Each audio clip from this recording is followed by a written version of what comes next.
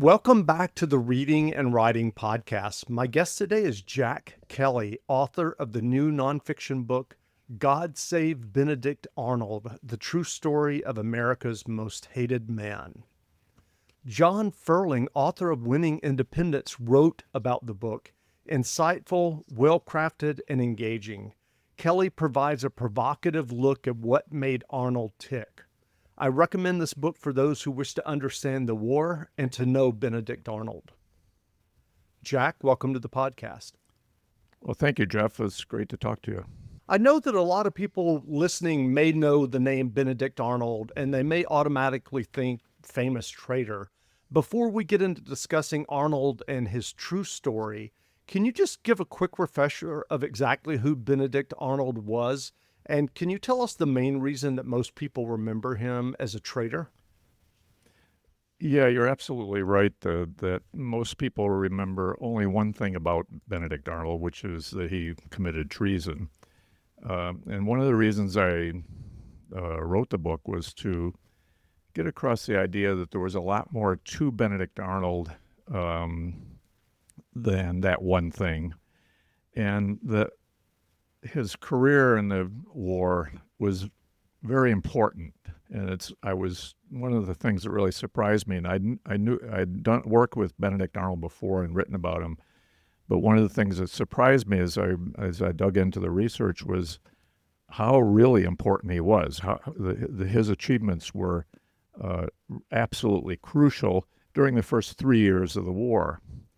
At that point, for reasons that are still debated, hotly debated, I would say, he decided to go over to the British, and he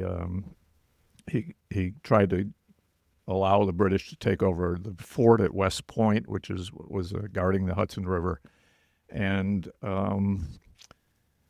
that plot fortunately was foiled. But he went and served with the British and became a general in the British Army at the very end of the war. And then after the war was over, he fled to England. Did he live in England the rest of his life? Except for he spent a few years in Canada. He and his wife came over to Canada. He tried to get into business up there, and then he returned to England. And his goal after his committing treason was to get into the British Army and stay there. And the officers in the British Army, because he was a traitor, even though he'd come over to their side, they didn't want him in their ranks, and he never got a real assignment in the British Army. So he became a businessman, which he had been before the Revolutionary War, and was fairly successful. And he not a particularly happy person, but he lived out his life there. He died what we would now say fairly young at the age of 61 Gotcha. 60, I think it was, in 1801. As I mentioned, the subtitle of your book is The True Story of Benedict Arnold, and you just alluded to it. But and I realize that you wrote an entire book, which listeners should go and read. But what was the true story about Arnold that most people don't know? I mean, you alluded to it earlier in terms of his accomplishments in the first 3 years of the war. Can you just kind of tell us about that? Yeah, his really each year he had a major achievement, and he started in 1775. He was very enthusiastic about the cause. In fact, much more enthusiastic than many of the patriots and of Congress itself. As soon as the war started, he was living as a businessman in New Haven. He was not had no military background.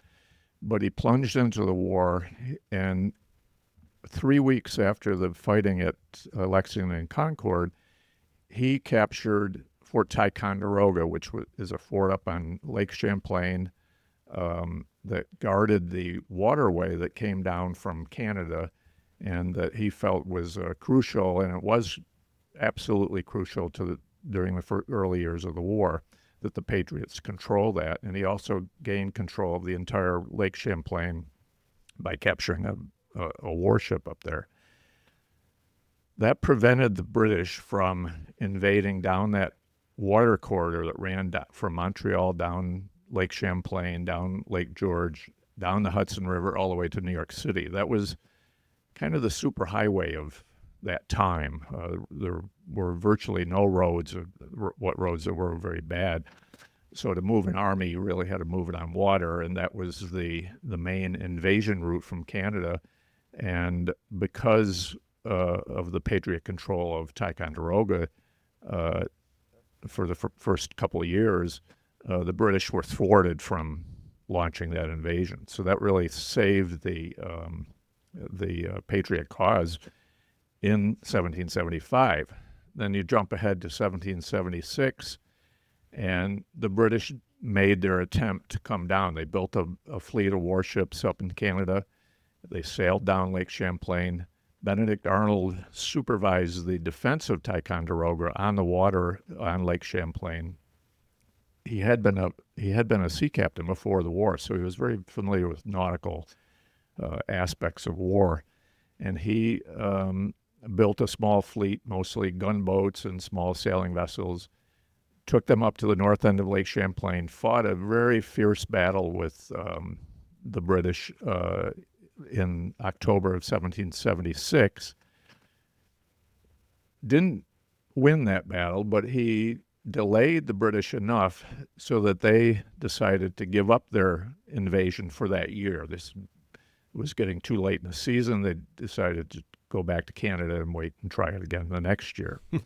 And the reason that was important was that George Washington in 1776 was trying to defend New York, which was the other end of that water corridor. And he lost the Battle of Brooklyn, which was the largest single battle of the entire war. He was driven out of New York City.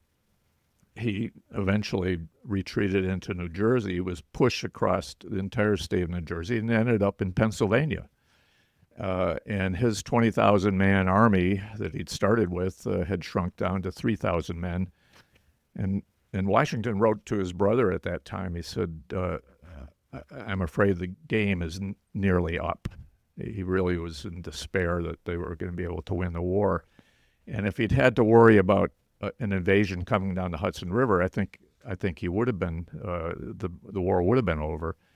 But instead, Arnold was able to bring troops down from Fort Ticonderoga to join Washington's army in Pennsylvania and participate in the great attack on Christmas night, in which Washington famously crossed the Delaware and attacked the Hessians at Trenton and really revived the Patriot spirits and morale and set the British back. So that was the great achievement of 1776.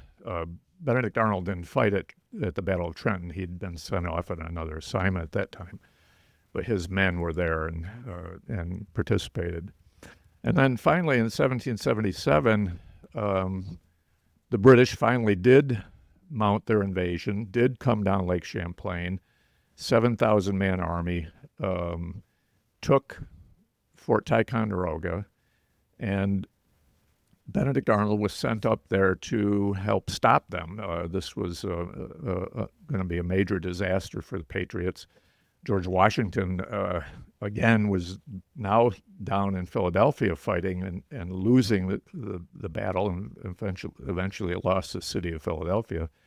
So it was crucial that they stop the invasion from the north. And Benedict Arnold and General Horatio Gates, who was his commander, decided to meet Burgoyne at the high ground along the Hudson River, a few miles south of the village of Saratoga. And they fought two battles there in the fall of 1777.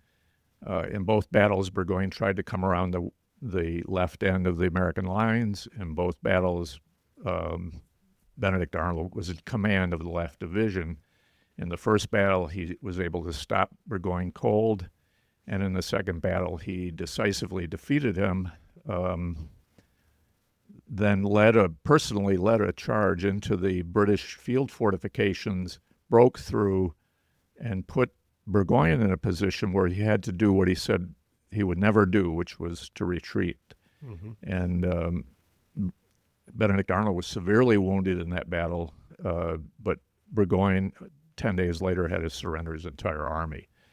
And that was a absolutely crucial battle. It's referred to as the turning point of the Revolutionary War. Time magazine actually judged that the Battle of Saratoga was the single most important battle fought anywhere in the world in the last 1,000 years. So it was an important achievement. And Benedict Arnold was largely responsible for the victory. Gates certainly helped strategically, but Benedict Arnold did the fighting and defeated Burgoyne's army. So at that point, this is in 1777, Arnold's career as an American soldier was almost over. He was laid up for many months.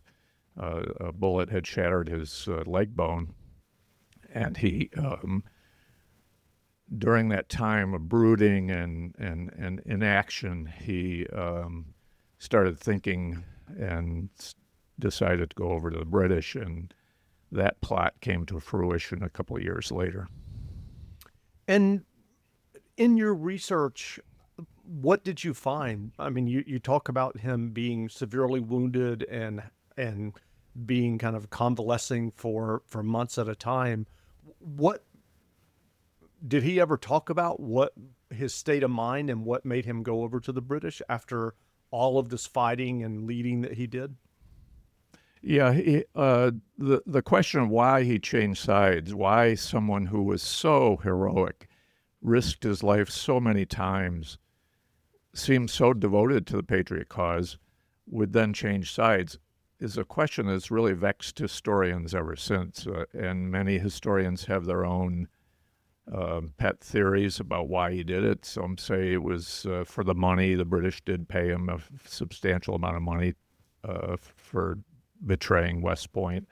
Some say it was his wife. He'd married a young, loyalist-leaning young lady, Peggy Shippen from Philadelphia, and she was involved in the plot, but whether she was responsible for convincing him to get involved himself is really an unknown. Some said he was disgruntled with Congress. He put out a letter describing a number of reasons, one of which was that he didn't like the French alliance. He had grown up hating the French, and he didn't think that was the proper strategy for the Patriots. But the reasons he gave were really more excuses than any kind of convincing fundamental reasons that would explain his treason. And I really came to the conclusion that the real answer to that question is I don't know. You know, Something that many there seems to be historians no don't say. real reason to that. Yeah, there seems to be no real reason that could have the weight that Did would you hear me? force him to Hello? do what he did. And in the book, I talk about a number of factors that I think are purely speculation. And I think one of them is, you know, he experienced a lot of trauma during the war. Today we're much more aware of the effect of trauma on people, and particularly to be in the kind of pain that, you know, is unrelieved pain for many, many months. And all the things he saw and all the hardships he went through, that it could have affected him in ways that we really will never understand, but might have been a factor. But that's pure speculation. How did you approach your research for this book to kind of rethink and recast the traditional narrative about Arnold?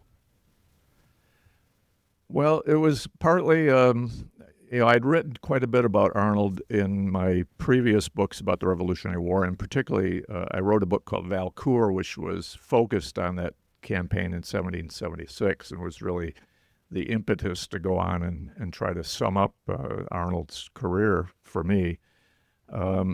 And there's a limited amount of material that really explains Benedict Arnold, because he was not an intellectual. He was not somebody that wrote a lot or that kept a diary or that even wrote that many letters. There are a few letters and orders that he wrote, but he was a man of action. And I think that's one thing that some historians have kind of missed about Arnold, that they're always looking for the clues in the written record of who he was, and he just didn't leave behind very many clues. He was not an introspective person. He didn't sit and think about why he was thinking something. He didn't. He never doubted himself. He never thought he committed treason. I mean, he thought that he had done the right thing when he joined the cause, and he did the right thing when he, as he said, I tried to shorten the war. I thought the war was no longer productive, and it was the easiest way to do that was to help the British win the war.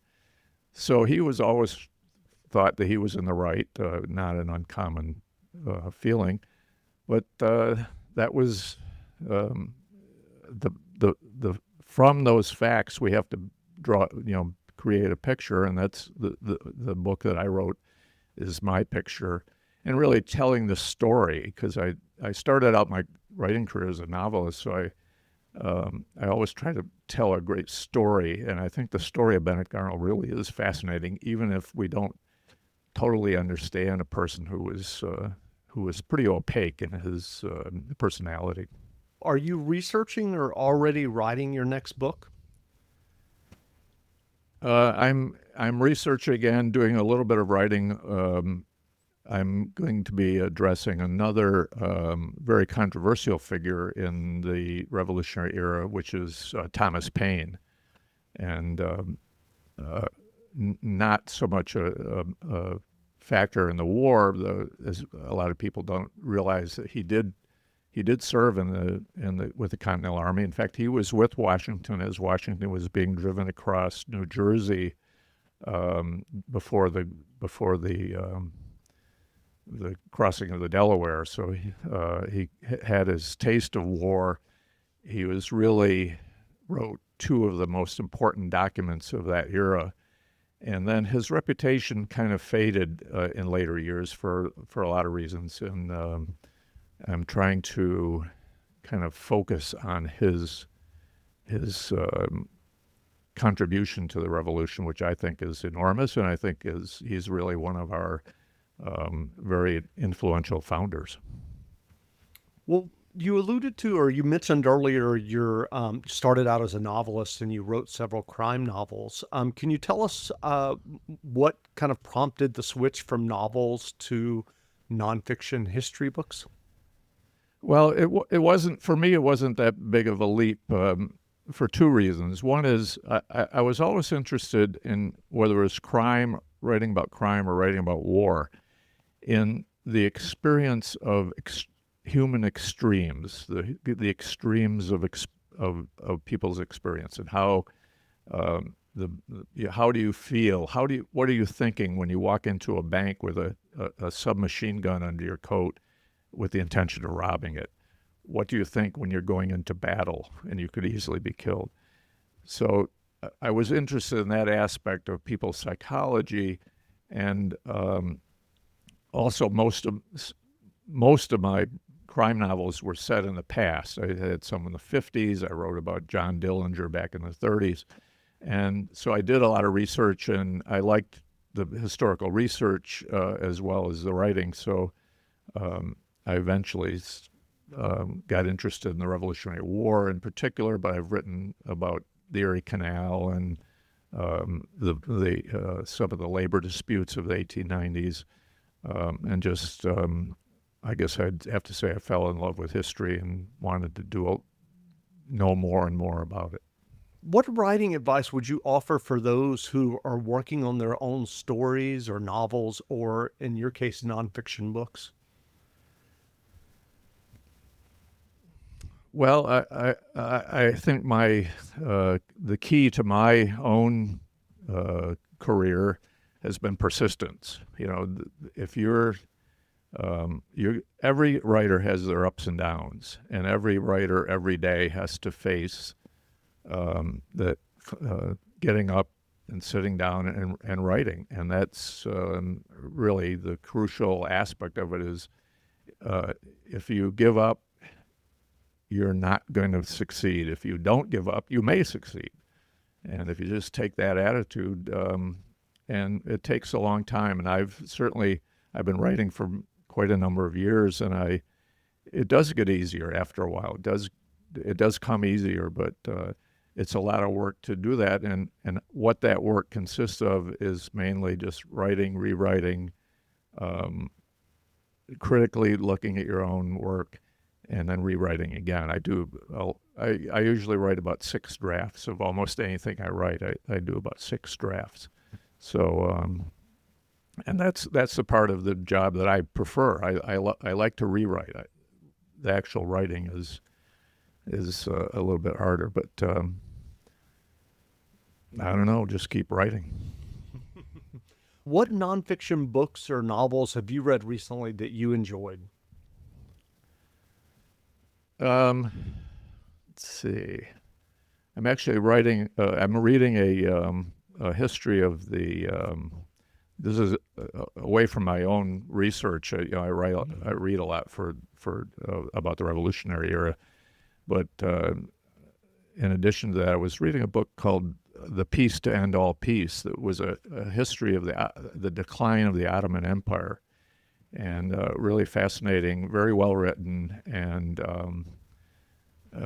it was a book that has quite a bit of relevance to things that are going on in the Middle East today, looking back particularly at the World War I era and how the Ottoman Empire fell apart and the European powers went into Europe, into the Middle East.